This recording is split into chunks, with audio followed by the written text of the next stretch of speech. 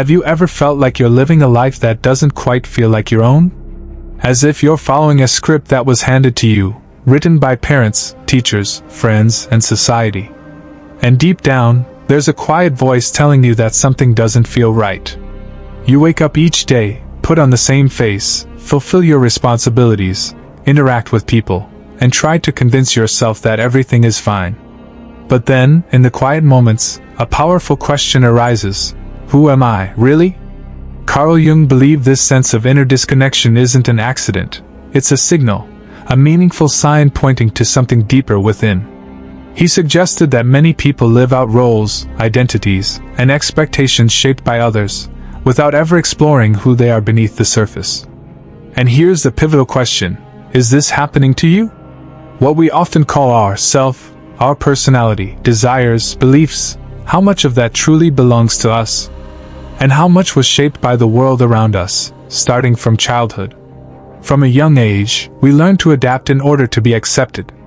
We're encouraged to act a certain way, to be polite, quiet, agreeable, and to suppress certain feelings so we can be loved.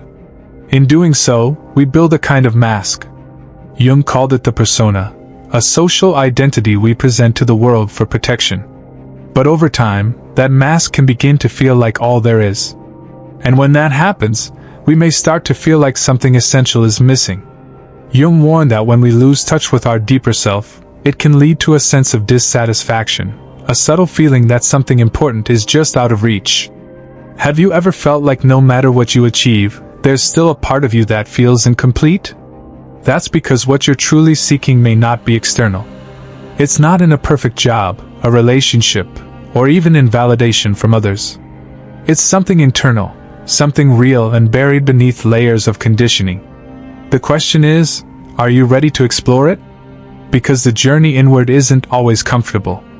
It means facing parts of yourself that may have been ignored, suppressed, or misunderstood over the years. But it's also the path to freedom, to wholeness.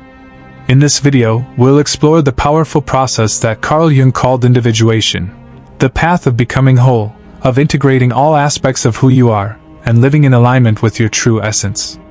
From early on, many of us were taught to hide emotions like anger, doubt, or sadness. Or to always appear confident, even when we weren't. Without realizing it, we shaped ourselves into what the world wanted to see. This identity, the persona, isn't inherently bad. It helps us navigate social life. But it becomes a problem when we confuse it for our true self. If you've ever acted differently at work than you do with close friends, you've felt the influence of the persona. It allows us to adapt, but it can also lead us away from authenticity. And the more we rely on this mask, the harder it becomes to reconnect with who we really are. So, who are we beneath the persona? To answer that, Jung said we must turn toward another part of ourselves, one that lives in the unconscious, the shadow. The shadow contains the parts of ourselves we've hidden, not because they're bad, but because we were told they weren't acceptable. Maybe your curiosity was once labeled inconvenient, or your sensitivity mistaken for weakness. These parts didn't disappear, they simply moved out of you. But even when hidden, the shadow still influences us.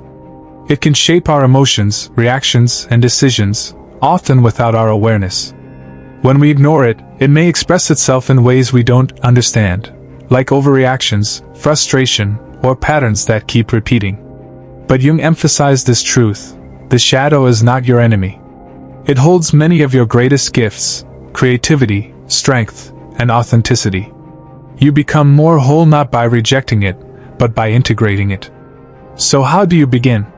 By gently turning inward, with honesty and compassion. By acknowledging what's been hidden, not to judge it, but to understand it. And this leads us to one of the most important concepts in Jung's work, the self. If the persona is the face we wear, and the shadow is what we hide, the self is what lies beyond them, the complete, authentic you. Jung believed the goal of life is not to meet external expectations, but to realize the self, to live in harmony with your inner truth. This process, individuation, doesn't happen overnight. It's a journey of self-reflection, courage, and transformation. But it's worth it. When you begin this path, something powerful unfolds. You stop needing to perform for approval. You begin to make choices that reflect who you truly are. And life starts to feel more meaningful, not because everything becomes perfect, but because you're finally aligned with yourself. You understand your emotions more clearly. You recognize the roots of your patterns. And you stop searching for answers in places that were never meant to hold them. But one thing is certain. This path isn't meant to be walked alone. To truly understand yourself, you must also understand the deeper forces at work in the psyche, including the archetypes and the collective unconscious, which shape the very structure of how we think and feel. And that's what we'll explore next.